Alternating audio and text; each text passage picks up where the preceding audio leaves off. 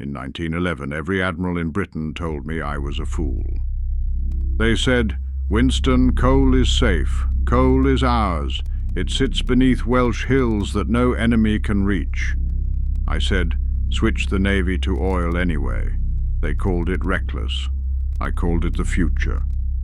Mastery itself was the prize of the venture. And I was right. We won a war because of it. And while Winston was winning his war with Persian oil, India was bleeding to feed it. Our cotton, our resources, our labor, all of it funneled into an empire that needed our poverty to sustain its power. You did not just burn oil in those ships, Winston. You burned us.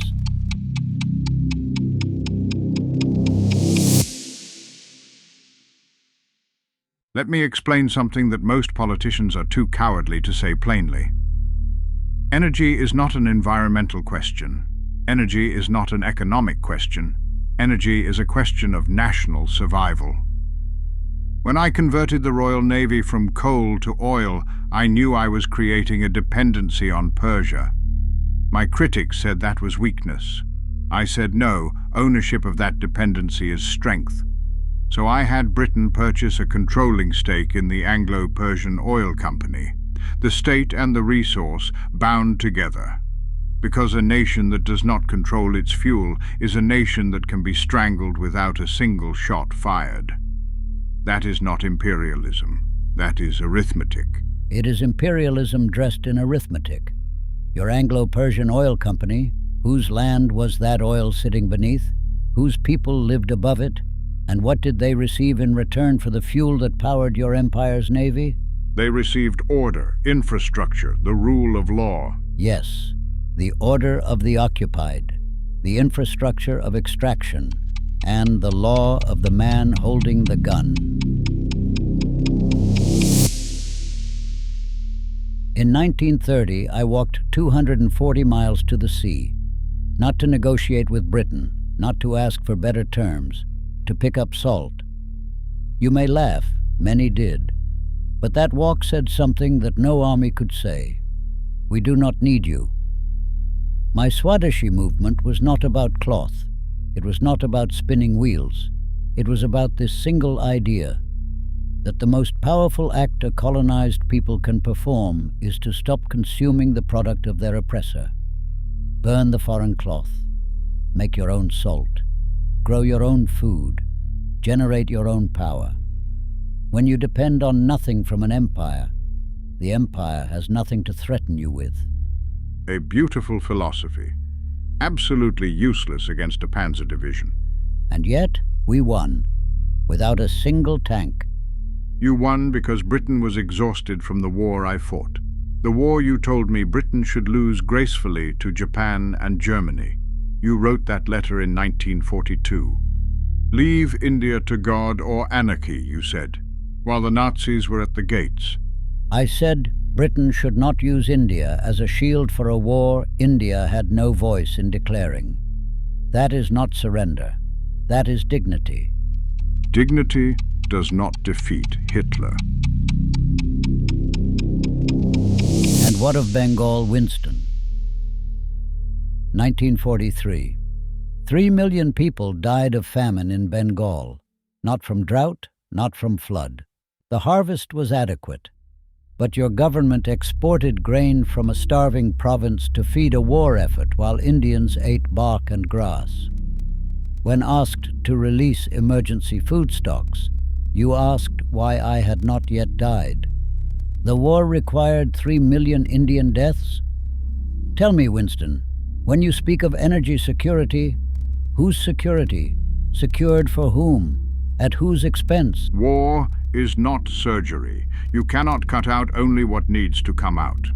Every decision I made cost lives somewhere.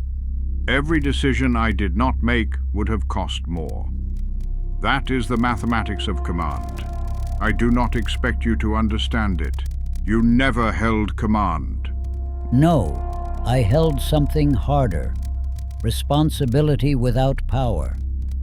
That is the mathematics of the occupied.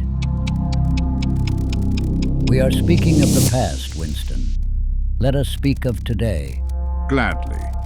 The year is 2026, and the world has not changed as much as it flatters itself. No, it has changed the fuel, but not the structure beneath it. Exactly so. Let me describe what I see in 2026. The West has declared a great energy transition: solar panels, wind farms, electric vehicles. They speak of it as liberation, as if finally energy will be free. It will not. You have simply replaced one dependency with another. Persian oil becomes Congolese cobalt. Saudi Arabia becomes China. The United States is scrambling to onshore lithium. The European Union is restricting rare earth exports. China has cornered 60% of the world's battery supply chain. This is not a clean energy revolution. This is the old imperial race wearing a solar panel as a hat. And the developing world, Africa, South Asia, Latin America, they are, once again, the board the game is played on. Their resources extracted, their markets sold to. Today, you call it lithium and solar panels. The game is identical. Whoever controls the source controls the nation that needs it. The West is simply playing the same game with cleaner hands. And the billion people in Africa and South Asia still without reliable electricity. Are they also playing this game? Or are they simply the board it is played on? My prescription is clear. Build a Western energy alliance. Call it an energy NATO, not a military bloc, a supply chain bloc. Shared reserves, shared refining, shared investment in strategic minerals. Lock in partnerships with developing nations, not as resource colonies. I understand that era is over, but as partners with genuine equity stakes. Because a stable ally with reliable energy is worth 10 times an unstable dependency. That is not idealism. That is strategy.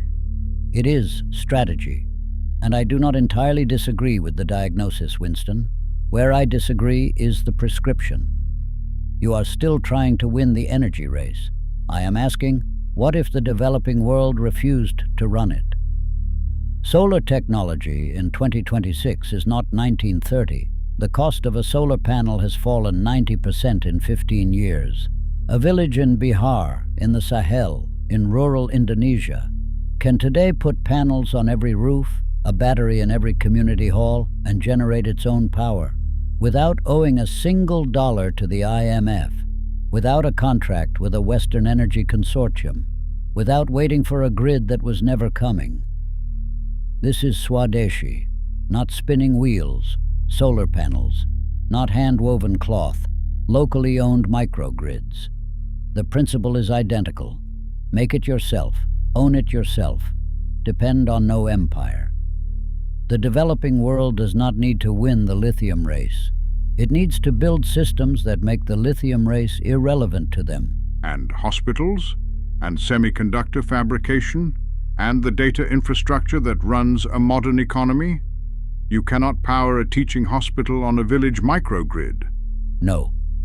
And I am not suggesting you can. I am suggesting you build the foundation first. Give the village power before you give the city a data center. Give the farmer refrigeration before you give the financier a server farm. Progress that begins at the bottom is more stable than progress that trickles down from a boardroom in Brussels or Beijing. The sequencing argument is not without merit. I will grant you that. Round 6, blind spots. Then let me be honest about my own failure. My village economy worked for villages. It did not scale. Independent India tried a version of it: import substitution, local production, self-reliance, and for 40 years it produced poverty and stagnation. It took economic liberalization in 1991 to lift hundreds of millions out of destitution. I was wrong about industrialization, not entirely, but partly.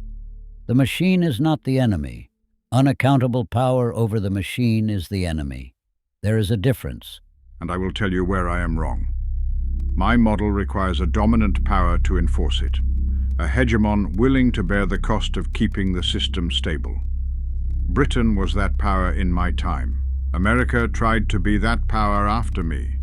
But America in 2026 is not Britain in 1940. The hegemony is fracturing. China rises, India rises, the Gulf states pivot. A multipolar world does not have a sheriff. My energy NATO requires a level of Western unity that I am not certain the West still possesses. When I look at the divisions within your democracies today, I wonder if the alliance I built against Hitler could even be assembled against a supply chain. Then perhaps the answer is neither of ours alone. Perhaps. For the first time in this conversation, I am genuinely uncertain.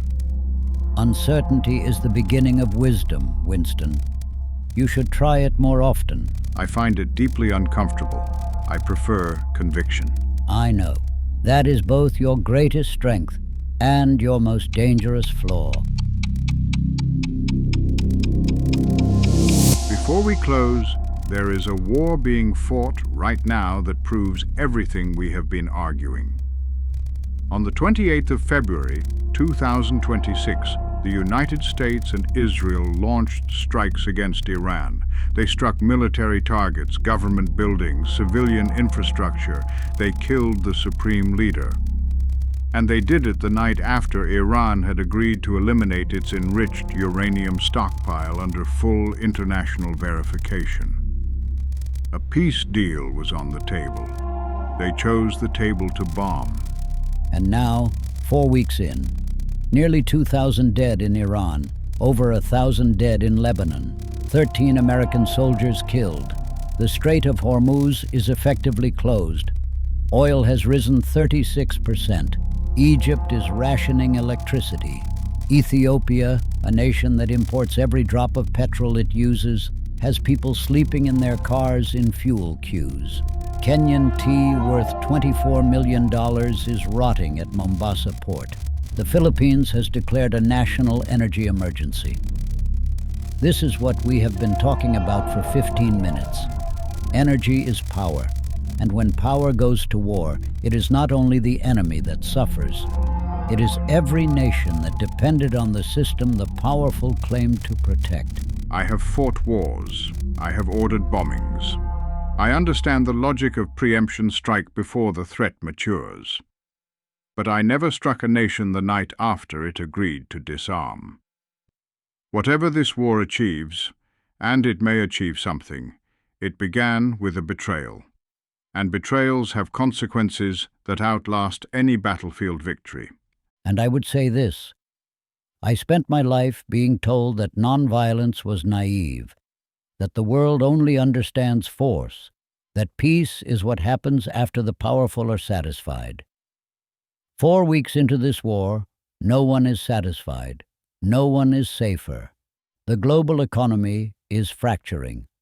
And nations that had nothing to do with this fight are paying for it with their livelihoods and their children's futures.